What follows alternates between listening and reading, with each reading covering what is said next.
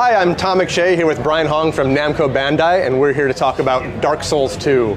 So what I realized with Dark Souls and Demon Souls before is it has the most dedicated fan base of just about any franchise I can think of. Is there a reason why so many people are drawn and then they're so excited and immersed in this community?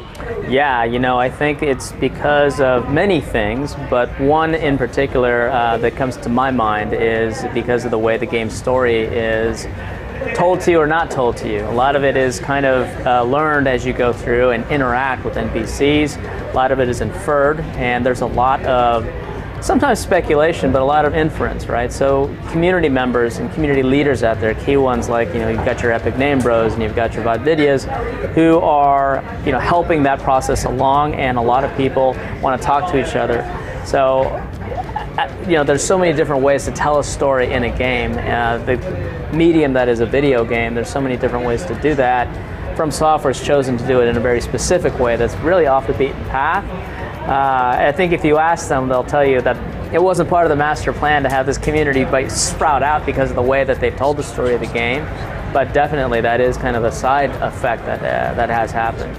Yeah, one of the things I realized is because the game is both obtuse and difficult, it's really tough to get through without some outside help. It was almost like when I was playing games 20 years ago and I couldn't get through Zelda without asking it. So do you think that is helping the community grow together as opposed to like the competitive communities, which are a little more antagonistic, I guess? Yeah, I think you touched on a real key point, Todd, especially since we were talking off camera before and you've told me that you recently finished the game and you're such a big fan of it, and you were telling me even yourself about how you got into the game. And it's a common thing that we hear from a lot of folks is that they pick up the game and they try it and then they give it up and they say, I don't know. But then when they pick it back up and they do it a second time, that light bulb goes on, right?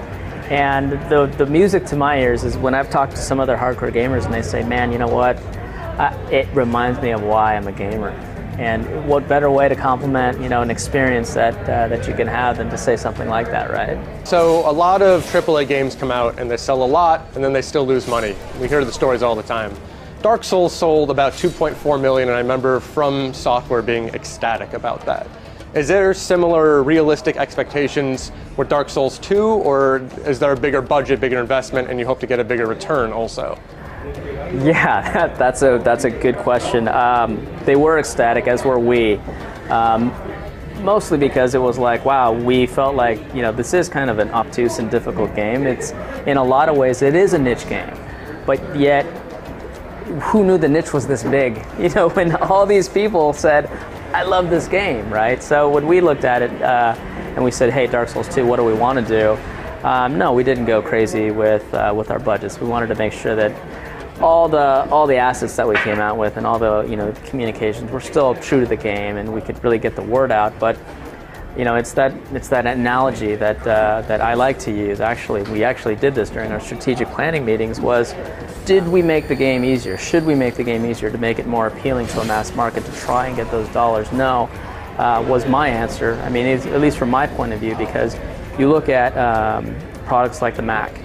6-7 years ago, everyone was talking about HPs and the Windows programs, and that was the dominant platform of laptops. And the Mac was just kind of humming along doing its thing. And it didn't change to meet what the market was. It stayed to what the Mac was supposed to be in the vision of the creators of the Mac.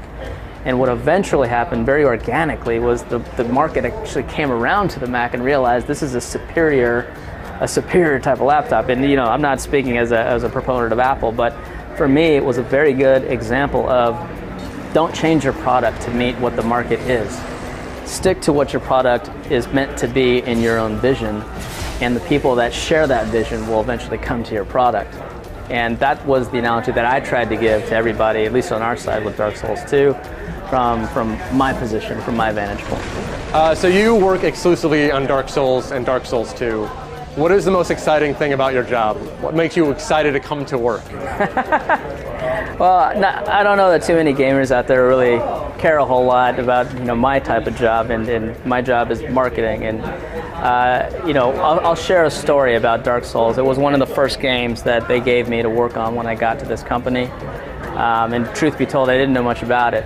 So my approach was, okay, what is unique about this game? And all I kept seeing was how hard this game was. And a lot of people said, don't talk about how hard it is because people won't want it. And I said, actually, that's one of the reasons you would want it. It's almost like that big giant freckle or a mole on somebody's face where when they're young, they're self-conscious about it. As they get older, you're like, that's the most beautiful mole in the world.